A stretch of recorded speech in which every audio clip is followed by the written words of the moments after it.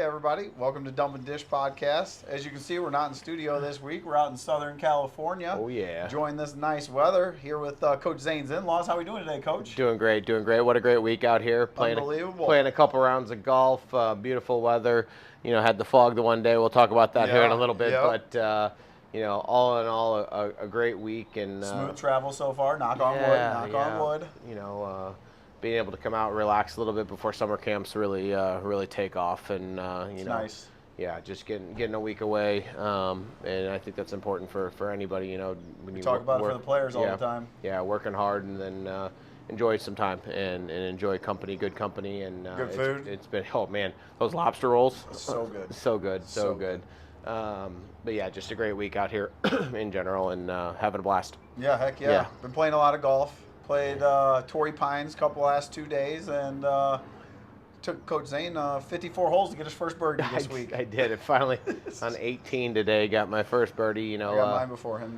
You did. You got yours earlier today. Yep, but we exactly. all three of us, my father-in-law included, we waited till towards the end to start getting birdies. Round. But had to warm up this week. No, had a blast and just good weather and beautiful courses. Man, the courses out here are beautiful. Unbelievable. 70 and sunny goes the grass pretty well. Imagine that. Yeah, that one we played up in El Cajon, the Singing Hills that we played on Tuesday.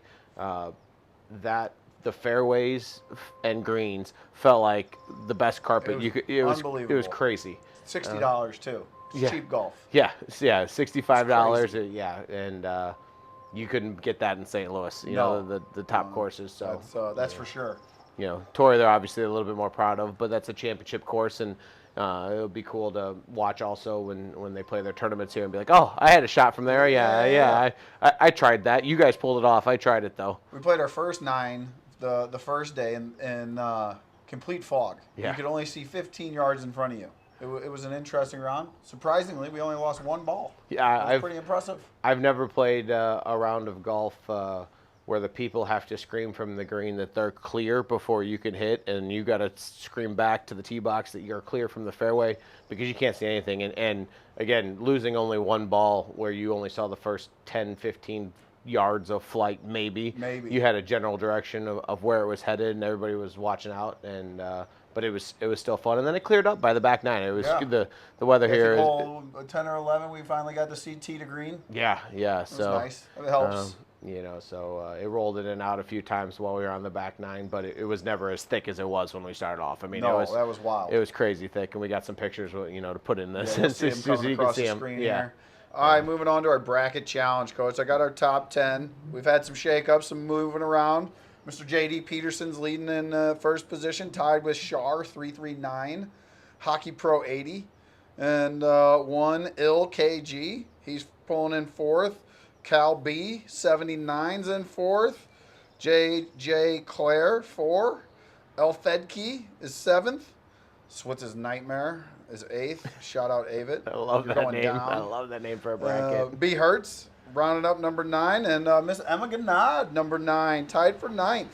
Pretty impressive. Yeah. Now, I got some big news on the bottom 10. Coach Switz is no longer bringing up the caboose there at 101.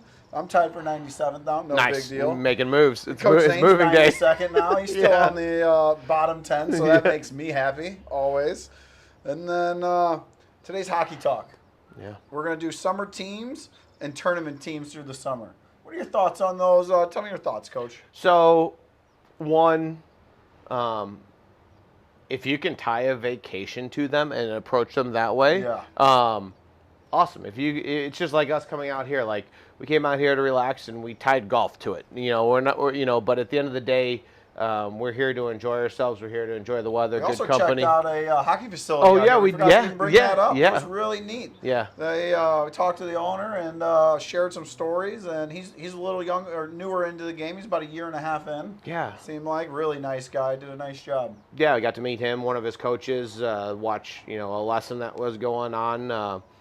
See their treadmills in action, see their shooting area. They have a little workout area, so a little bit different than us. But at the end of the day, it's always nice to meet with those coaches and share ideas, and at the end of the day, we're all in this for the same reason, to help kids get better really at hockey. Good guys in it for the right reasons, that's for sure. You know, and he's back where we were 5 years ago when I still was working a full-time job, and he, you know, he was talking, he couldn't meet us till 5:30 because he had his 9 to 5, and then he'd be there at 5:30 to, you know, essentially work a second job, and you know, that takes us back to before, you know, I was able to break away and do this full time. But yeah, I mean, his goals and what he wants to do are in the right place, and the reasons for doing it. And so, you know, it was awesome to meet with him and see his facility, and, you know, share ideas and help each other. Like, we gave him some ideas, especially like cleaning the floors and things like that, you know, and then our secret sauce. Yeah.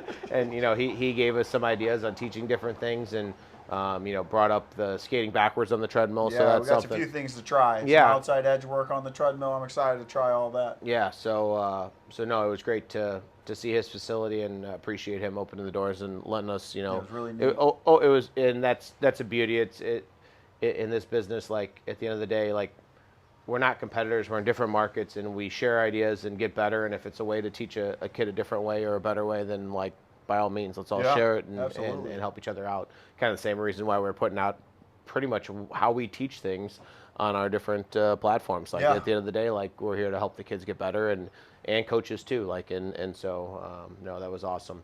But back to tournament teams. Back to tournament teams. Summer teams. You know, the big tough thing there is, what's a money grab, and what's an actual team that's going to a tournament that's worthwhile, that other top teams are going to, that you're not going to go to a tournament, and yes, you might have a stacked team, your team, and then you show up there and you beat everybody 20-0. Was that worth your time and effort? Yeah. I would say no.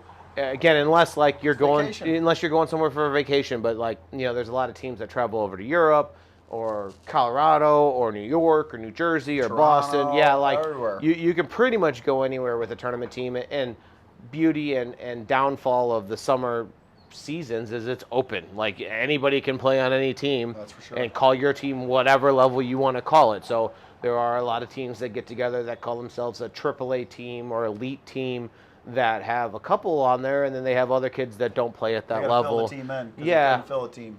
You know, or you have teams that go into a B-level tournament that are all A-level players. Like, and again, it's very difficult to find a good competitive tournament that will help develop a hockey team in the spring and summer, unless you're going to one of the big series, you know, the Rose, or for the girls' side of it, or what's the Brick is the boys' side, and even that, like, you just got to be careful of who's going and what's going. You know, some of the things I do see is, if you're looking to get some different coaching, I would say, you know, to get to know some different coaches. Yeah. You know, if it's not a St. Louis coach that you know, you might get a more recognized coach that's throughout the country, something like that. If you get in with a team like that, I could see some value there. Yeah, yeah. Again, tie the vacation to it. Yeah, 100%. Enjoy your time. Hockey can't be number one. Yeah, and if you can check those two boxes, then go do it. And it's also, what are your means? Like, don't be spending all this extra money in the off season to go chase these tournaments. If you need that money to be able to play in the fall. The fall season's obviously a lot more important. That's what matters. And matters. And so, if your budget and time allows for it, then go have fun. Bring the family, have a good time. Yeah, but if it doesn't, then I would hold that and wait for the fall season to go to better tournaments there, if you're playing AAA, or invest more into AAA hockey or whatever it may be. So definitely. All right, well, I think that's all I got, Coach. What about you? Yeah, I think that's everything I got. Looking forward to possibly another lobster roll today, because that was delicious yesterday. On the menu today, for sure. Yeah, Switz, it's been a great week out here, so thanks for coming out here and enjoying. Thanks for listening. Yeah. Don't forget to like, share, and follow here, and episode 6 in the books. We'll see you next week. See you next week. We're out.